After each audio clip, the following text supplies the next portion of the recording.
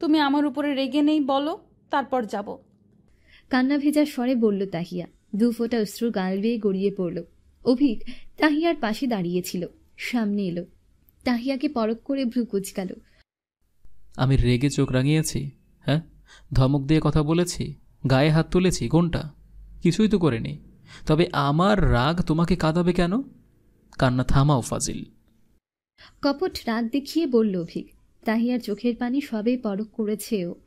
তাহিয়া চোখ মুছে গভীর গলায় বলল, ঝড় থেকে ঝড়ের আগের গুমট পরিবেশটা ভয়ানক বেশি।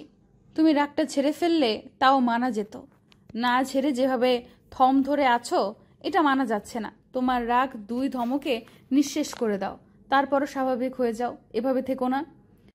অভিক দীর্ঘশ্বাস ফেলে বলল, আমরা স্বামীরা হলাম অভাগা। কারণ হচ্ছে স্ত্রীকে শাসন না করলে স্ত্রী বিপথে যাবে। তখন সবাই বলবে স্বামী শাসন করেনি কেন।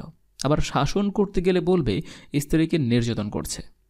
স্ত্রী নিজেই বেঁকে বসবে, আবার পরে বলবে আমাকে শাসন করনি কেন। আমি কিছু বলতাম না, এদিকে রাগটা সেই করত। 2 কোলেই দোষ। আগেরবার সামান্য এক ধমক যে দিয়েছিলাম, যে তাণ্ডব চালিয়েছে তাতে, তার কথা নাইবা বললাম, তখনও আমার দোষ হয়েছে। এখন ধমক না দিয়ে চুপ রইলাম, তাতেও দোষ। কোন দিকে যাব আমি?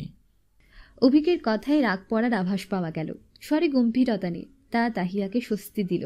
মলিনতা সরল, ঠোঁটের কোণে হাসি রেখা ফুটে উঠল। যেদিকে যেতে চাও যাও, শুধু আমার উপর রাগ করে থেকো না, তাতেই হবে। আসো। পার্কিং এরিয়া থেকে ডিপার্টমেন্টের দিকে পা বাড়ালো অভিক। ডিপার্টমেন্টের সামনে বাস দাঁড় করানো, পাশাপাশি 2টো বাস দাঁড়ানো। সবাই উঠেছে সবে। মীরা আগেই বান্ধবীর জন্য সিট রেখেছে। তাহিয়াকে দেখেই ডেকে বলল। অভিককে কষ্ট করতে হলো না। অভিক বলল, আমি ছেলেদের বাসে আছি, তোমাদের পিছনেই যাব। আর কিছু লাগলে বা কোনো সমস্যা হলে ফোন দিও।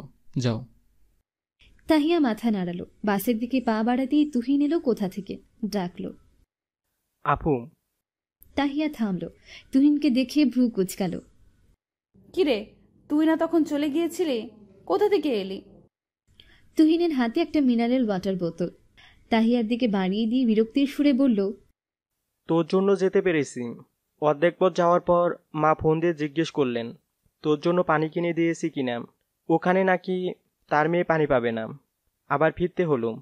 তোর মতো বোন থাকলে আর কোনো ঝামেলার দরকার হয় না। নে ধর। তাহিয়া বোতলটা নিল, বলল, এবার বাসায় যা। সামনের দিকে পা বাড়ালো আবার। তাহিয়া সঠিক কারণ ধরতে না পারলেও অভিক ঠিকই ধরে ফেলল। হাসল। তাহিয়া যেতেই বলল,